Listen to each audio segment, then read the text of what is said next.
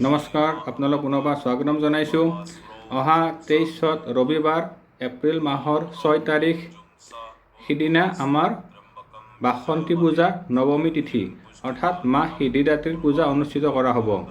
উক্ত দিনত ভগৱান বিষ্ণুৰ সপ্তম অৱতাৰ ৰামচন্দ্ৰৰ জন্ম দিৱস হিচাপত পালন কৰি অহা হ'ব। অৰ্থাৎ চ'ত মাহৰ শুক্লপক্ষৰ নৱমী তিথিত ত্ৰেতা যুগত ভগৱান ৰামচন্দ্ৰৰ জন্মগ্ৰহণ হৈছিলে আৰু তেতিয়াৰ পৰা এই দিনটোত এই তিথিটোত ৰামচন্দ্ৰৰ জন্ম উৎসৱ হিচাপে আমাৰ বিশ্বৰ বিভিন্ন ঠাইত পালন কৰি অহা হ'ব। উক্ত দিন আমাৰ অতিকৈ গুৰুত্বপূৰ্ণ আৰু অতিকৈ পবিত্ৰ।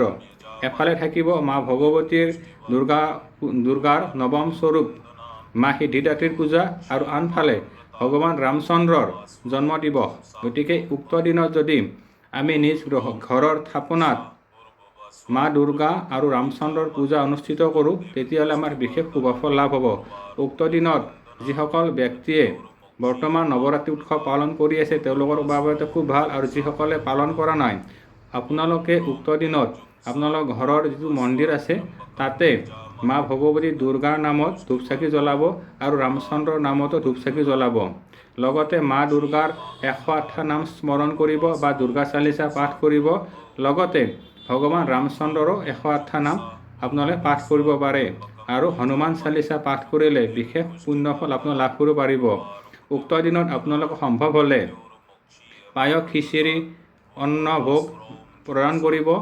আৰু উক্ত দিনত আপোনালোকে যদি ধূপ চাকি ভালদৰে জ্বলাই ভগৱান ৰামচন্দ্ৰ মা দুৰ্গা ভগৱান শিৱক প্ৰাৰ্থনা কৰে আৰু আপোনালোকে সেই প্ৰসাদসমূহ যদি মানুহক বিতৰণ কৰিব পাৰে তেতিয়াহ'লে বিশেষ শুভফল লাভ হয়। উক্ত দিনত আপোনালোকে দুখীয়া মানুহক খাদ্য অনুসৰি ভোজন কৰাব নাইবা খোৱা বস্তু আপোনালোকে দান কৰিব। উক্ত দিনত কৰা অকণমান পুণ্যই আমাৰ সকলো গ্ৰহদোষ, দেৱদোষ, বাস্তুদোষ আদি সকলো নাশ কৰিব।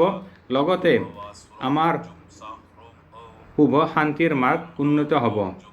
উক্ত দিনত যদি আমি নিজ ঘৰত হৱন কৰিব পাৰোঁ বা যজ্ঞ অনুষ্ঠিত কৰিব পাৰোঁ তেতিয়াহ'লে বিশেষ শুভ।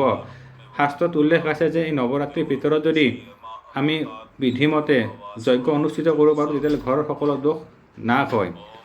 গতিকে আপোনালোকে এই নিয়মখিনি নিশ্চয় কৰিব। আজিলৈ ইমানেই, পৰৱৰ্তী সময়ত পুনৰ লগ পাম। ধন্যবাদ। ওম নমঃ শিৱায়।